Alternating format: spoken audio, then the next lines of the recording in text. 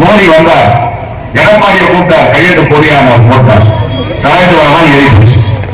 நீட்டை கொண்டு வரணும் கையெழுத்து போட்டார், ஜிஎஸ்டி கொண்டு வரணும் கையெழுத்து போட்டார். தமிழ்நாட்டு உரிமைகளை பறித்தவர்கள் பாஜக என்றால் அதை பறி கொடுப்பதற்கு உடந்தையாக இருந்தவர் அதிமுக சார்ந்த எடப்பாடி பழனிசாமி. இவங்க 2 பேர் தான் 2 அணியில வராங்க. சொன்னதை எதுவுமே செய்யல. ஆட்சி பொறுப்பு ஏற்பதற்கு முன்பாக தேர்தல் வாக்குறுதியை கொடுத்தார். என்ன வாக்குறுதி கொடுத்தாரு? நாங்க ஆட்சிக்கு வந்தா எடப்பாடி பழனிசாமி கிட்ட கொரோனா பெருந்தொற்று காலத்தில் மக்கள் எல்லாம் நலிந்திருக்கிறார்கள், நட்டப்பட்டு இருக்கிறார்கள், முடங்கி இருக்கிறார்கள். 5000 ரூபாய் கொடுங்க. 5000 ரூபாய் கொடுக்க முடியாது, 1000 ரூபாய் கொடுப்பாங்க. நம்ம தளபதி முதலமைச்சர் அண்ணன் மு க ஸ்டாலின் சொன்னார், நாங்க ஆட்சிக்கு வந்து அந்த 4000 கொடுப்போம். கொடுத்தாரா இல்லையா? 2 தவணையா 2000 கொடுத்தார். நாங்கள் ஆட்சிக்கு வந்தால் தாய்மார்கள் நகர பேருந்துல உரிமை பயணம், விடியல் பயணம், காசு இல்லாத பயணம் செய்வாங்க. கையெழுத்து போட்டாரா இல்லையா? இன்னைக்கு பேருந்தில உரிமை பயணம் செய்து கொண்டிருக்கிறோம். பெட்ரோல் விலையை குறைச்சார், பால் விலையை குறைச்சார். அவர் சொன்ன வாக்குறுதியை 80 விழுக்காடு நிறைவேற்றி இருக்கிறார். உரிமை தொகை 1000 ரூபாய் கொடுத்தார். மோடி என்ன செஞ்சாரு? மோடி வந்து பாலகத்துக்கு போனார். நம்முடைய தமிழ்நாட்டு முதலமைச்சர் ஒரு ஆட்சி தான் தமிழ்நாட்டில் நடக்குதுயா, வந்து பாருங்க, கொடுத்த வாக்குறுதியை நிறைவேற்றி இருக்கிறார். கொடுத்த வாக்குறுதியை நிறைவேற்றது மட்டும் இல்ல, கொடுக்காத வாக்குறுதிகள். கொரோனா பெருந்தொற்று காலத்தில் நம்முடைய குழந்தைகள் எல்லாம் கல்வி அறிவை பாதித்தது, படிப்பு பாதித்தது, பாதையிலே நின்றது. உடனே இந்த குழந்தைகளை படிக்க வைக்க வேண்டும், மாணாக்கரை கல்வி அளவில் ஆக்க வேண்டும் என்று எண்ணம் எழுத்தும் என்று திட்டம் கொண்டு வந்தார். எண்ணம் எழுத்தும் இல்லம் தேடி கல்வி. கொரோனா பெருந்தொற்று காலத்தில் மக்கள் முடங்கி இருக்கிறார்கள், மருத்துவமனைக்கு செல்லவில்லை என்ற மக்களை தேடி மருத்துவத்தை கொண்டு வந்தார்.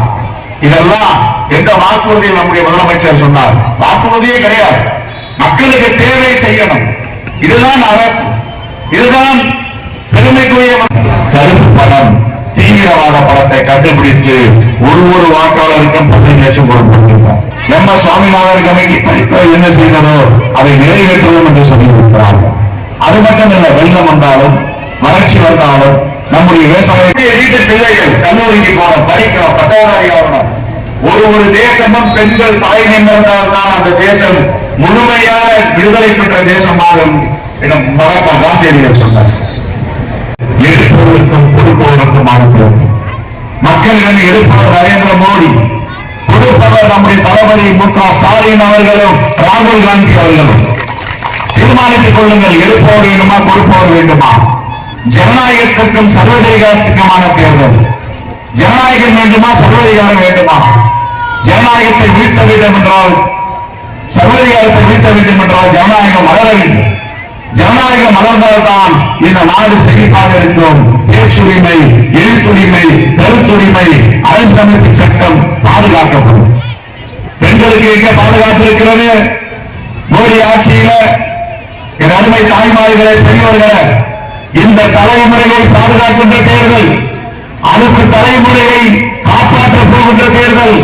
நம்முடைய குழந்தைகள் அடுத்த தலைமுறைக்கு வளமாக வாழ வேண்டும் என்றால் இந்தியா கூட்டணி ஆட்சி அமைக்க வேண்டும். தரணி வேண்டும் அவர்களுக்கு உதயசூரியன் சின்னத்திலும், நமது பக்கத்துக்குடியான விழுப்புரம் பாராளுமன்ற உறுப்பினர் ரவிக்குமார் அவர்களுக்கு பானை சின்னத்திலும் நீங்கள் வாக்களிக்க வேண்டும். கை பானையை ஏந்தி நிற்கிறது, கையைக்கும் பானைக்கும் சூரிய வெளிச்சம் கொடுத்துக் கொண்டிருக்கிறது. இந்த 3 சின்னங்களும் வெற்றி பெற வேண்டும். ஒரே ஒரு செய்தியை சொல்லி நான் வெளியிடுகிறேன். ஏற்கனவே நாளை பாராளுமன்ற தொகுதியில அவருக்கு அந்த தொகுதி கொடுக்கப்பட்டது, வெற்றி பெற்றார். அவருடைய தந்தை இருந்தார். ஆனால் நம்முடைய முதலமைச்சர் அவர்கள் ஒரு அருமையான வேட்பாளரை நாங்கள் கடந்த முறை அந்த மாவட்டம் வேண்டுவிட்டது.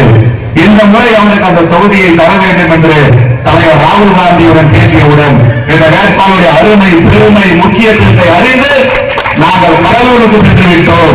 இவருக்கு இந்த தொகுதியை காங்கிரஸ் இடத்தில் நிறுத்த வைத்திருக்கிறது இந்தியா கூட்டணி என்றால் நம்முடைய வேட்பாளருடைய மதிப்பு, பண்பு, மரியாதை, அவருடைய அடக்கம், முழக்கம் அனைத்தையும் உள்வாங்கி நம்முடைய மக்கள் அவரை ஆதரித்து வருகிறார்கள்.